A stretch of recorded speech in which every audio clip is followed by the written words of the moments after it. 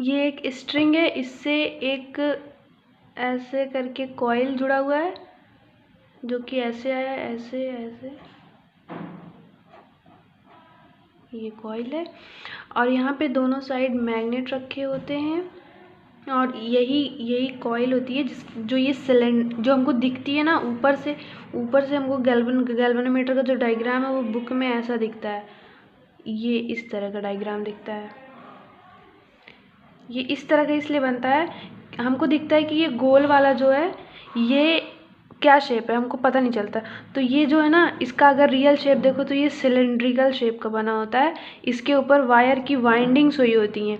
ये यहाँ रखा होता है तो हमको बस ऐसे दिखता है कि इसके ऊपर वायर की वाइंडिंग है। और ये नॉर्थ पोल है, ये साउथ पोल है। यहाँ से मैग्नेटिक फील्ड लाइंस पास होती रहती हैं। यहाँ से मैग्नेटिक फील्ड लाइंस पास होती हैं और इसका एरिया वेक्टर जो हम लोग ऐसा लेते हैं कि मैग्नेटिक फील्ड और एरिया वेक्टर के बीच में 90 एरिया वेक्टर के बीच में जो थीटा एंगल बनेगा वो 90 डिग्री का बनेगा।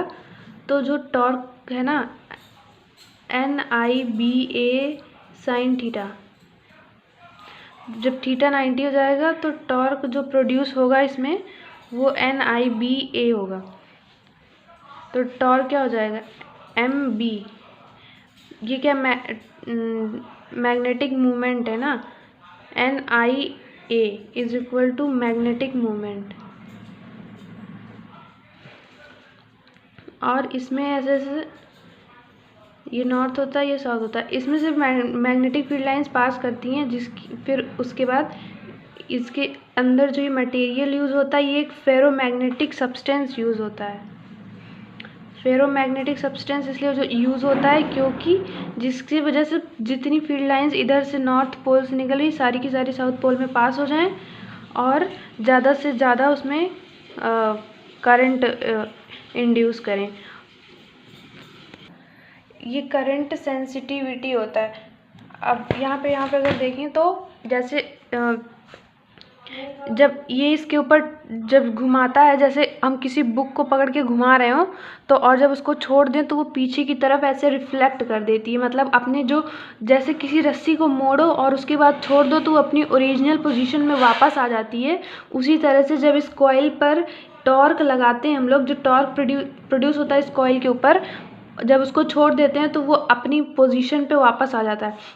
तो उसको हम लिखते हैं ना torque applied is equal to torque restoring. तो टॉर्क हमने क्या अप्लाइड किया NIBA और रीस्टोरिंग फाई एंगल, मतलब जो एंगल रोटेट होता है वापस आकर ना उसको बोलते हैं फाई एंगल का। उसने टॉर्क मतलब अपने आप में दोबारा से उसने रीस्टोर कर लिया। और ये डायरेक्टली प्रोपोर्शनल होते हैं दोनों। तो इसको प्रोपोर्शनलिटी को हटाने के लिए यहाँ पे एक कांस्टेंट लेते हैं जिसको K बोलते हैं, K5 हो जाता है NIBA। अब इसकी हेल्प से हम निकालेंगे करंट सेंसिटिविटी और वोल्टेज सेंसिटिविटी। करंट सेंसिटिविटी वो होता है कि जब हम एक यूनिट करंट पास करते हैं तो उसकी वजह से जो unit amount of deflection show होता है गैल्वेनोमीटर में, उसकी सेंसिटिविटी होती है। जैसे कि कोई लोग होते हैं छोटी सी बात बोल दो तो एकदम बात का बतंगड़ बना देते हैं। तो वही चीज़ होता है कि गैल्वेनोमीटर कितना सेंसिटिव है। अगर थोड़ा सा करंट पास करेंगे तो वो थोड़ा सा डिफ्लेक्शन शो करेगा, और तो उसकी ये मेजरमेंट ऑफ सेंसिटिविटी बता रहा है। अगर ज़्यादा अमाउंट ऑफ करंट पास करेंगे तो वो कितना डिफ्लेक्ट हो रहा है, कितने एंगल फाई से, और अगर कम अमाउंट ऑफ करंट पास हो रहा है तब वो कितना डिफ्लेक्ट हो रहा है, ये पता चलेगी करंट सेंसिटिविटी से। और वोल्टेज सेंसिटिविटी भी होता है, जब कितना अमाउंट ऑफ वोल्टेज देने पे कितना डिग्री का यूनिट डिफ्लेक्शन हो रहा है उसके रीडिंग में, ये पता चलता है वोल्टेज सेंसिटिविटी से। यहाँ पे ये फाई है ना, ये एंगल ऑफ डिफ्लेक्शन होगा, उसमें NAB यहाँ पे I ले आएंगे तो ये हमारा करंट सेंसिटिविटी बन जाएगा। और अगर करंट सेंसिटिविटी को इंक्रीज़ करना है तो नंबर ऑफ़ टर्न्स जो हमने बनाए हैं उसमें इंक्रीज़ करना होगा, और एरिया उसका इंक्रीज़ करना होगा। मैग्नेटिक फील्ड लाइंस जो पास हो रही हैं उसे इंक्रीज़ करना होगा। प्लस जो अगर ये बीच में हमने जो मटेरियल यूज़ किया है वो फेरोमैग्नेटिक सब्सटेंस है, अगर वो फॉस्फोरस ब्रॉन्ज कॉर्ड्स वायर का बना होगा तो उसका फ़ायदा यही होगा कि उसमें स्मॉल रिस्टोरिंग टॉर्क प्रोड्यूस होगा।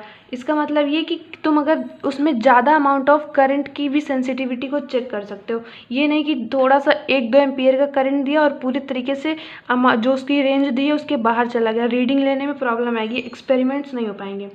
और ये ब्रॉन्ज फाइबर का एक और इम्पॉर्टेंस होता है कि वो हाई टेंसाइल स्ट्रेंथ के उनका जो स्ट्रेंथ होता है वो बहुत ज़्यादा होता है, वो मतलब बार बार उसका डिफ्लेक्शन की वजह से उनमें एरर नहीं प्रोड्यूस होगा और जल्दी टूटेंगे नहीं। उनका जो मतलब जिस वेट जो हमने मतलब उसमें वेट लगा रखा है ना, उसकी वजह से वो टूटेंगे नहीं, उनका टेंसाइल स्ट्रेंथ ज़्यादा होता है। और तीसरा रीज़न होता है कि जैसे कि उनमें रस्टिंग नहीं होती क्योंकि ये अलॉयज़ होते हैं। अगर इसको सम अप करें तो इसमें पता चल रहा है कि जो अगर हम करंट सेंसिटिविटी को इंक्रीज़ करना चाहते हैं तो नंबर ऑफ़ टर्न्स इंक्रीज़ करनी होंगे, जो अंदर उसके कोर लगाए हैं उसके अंदर जो हमने वाइंडिंग्स करी हैं और उसका एरिया इंक्रीज़ करना होगा, और मैग्नेटिक फील्ड जो पास हो रही है उसको इंक्रीज़ करना होगा। और अगर हम और ज़्यादा इंक्रीज़ करना चाहते हैं तो प्लस जिसके अंदर हमने मटीरियल यूज़ कर रखा है उसका नेचर चेंज करना होगा। अब हम देखेंगे वोल्टेज सेंसिटिविटी क्या होता है कि इसमें हम मैनिपुलेशन करते हैं V=IR ओम्स लॉ के वेरी प्रिमिटिव फार्मूले से। तो उसमें V=I का फार्मूला यहाँ हम लोग डिराइव कर लेते हैं इस ऊपर वाले जो इक्वेशन दी हुई थी। और उसके बाद फिर हम इसमें देखेंगे कि इंक्रीज़ करना अगर वोल्टेज सेंसिटिविटी को तो हम क्या करते हैं, इसमें भी नंबर ऑफ़ टर्न्स इंक्रीज़ करेंगे, मैग्नेटिक फील्ड इंक्रीज़ करेंगे, ऑब्वियस सी बात है, एंड एरिया भी इंक्रीज़ करेंगे। इसमें एक और है रेजिस्टेंस इंक्रीज़ करेंगे। अगर जैसे कि हम देख सकते हैं ना, इधर ये रेसिप्रोकल में आ रहा है तो मतलब इसके ऊपर भी इसकी डिपेंडेंसी है, but in the case of current sensitivity ये रेजिस्टेंस पे डिपेंड नहीं कर रहा है। और एक बहुत इंपॉर्टेंट इसमें पॉइंट ये भी था कि वी में इंक्रीज़ और current sensitivity but voltage sensitivity increase नहीं होता है। क्यों नहीं होता है?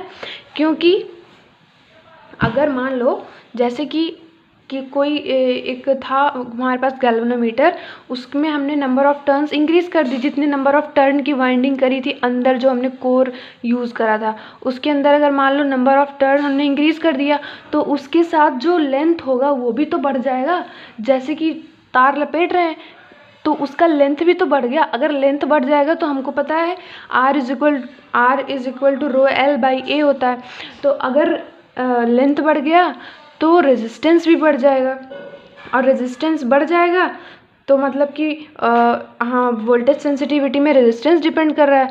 अगर रेजिस्टेंस बढ़ गया यहाँ पे और नंबर ऑफ़ टर्न्स दोनों इक्वल अमाउंट में बढ़ रहे हैं तो वोल्टेज सेंसिटिविटी पे कोई फ़र्क नहीं पड़ेगा, चाहे रेजिस्टेंस बढ़ाओ और चाहे नंबर ऑफ़ टर्न्स बढ़ाओ। मतलब नंबर ऑफ़ टर्न्स बढ़ेगा तो रेजिस्टेंस बढ़ेगा, मतलब रेजिस्टेंस जो है वो number of turns per directly proportional show हो रहा है क्योंकि वो लेंथ पे डिपेंड कर रहा है। और अगर वो बढ़ जाएगा तो दोनों एक दूसरे को कैंसिल आउट कर देंगे, इसलिए वोल्टेज सेंसिटिविटी जो है वो अफेक्ट नहीं होगी कितना भी नंबर ऑफ़ टर्न्स तुम बढ़ा लो। लेकिन इन द सेम केस अगर करंट सेंसिटिविटी की बात करें, अगर नंबर ऑफ़ टर्न्स हमारा इंक्रीज़ होगा तो हम यहाँ पे फॉर्मूले में देख सकते हैं ना कि यहाँ पे रेजिस्टेंस पर कोई डिपेंडेंसी नहीं है तो हमारे करंट सेंसिटिविटी इंक्रीज़ हो जाएगा।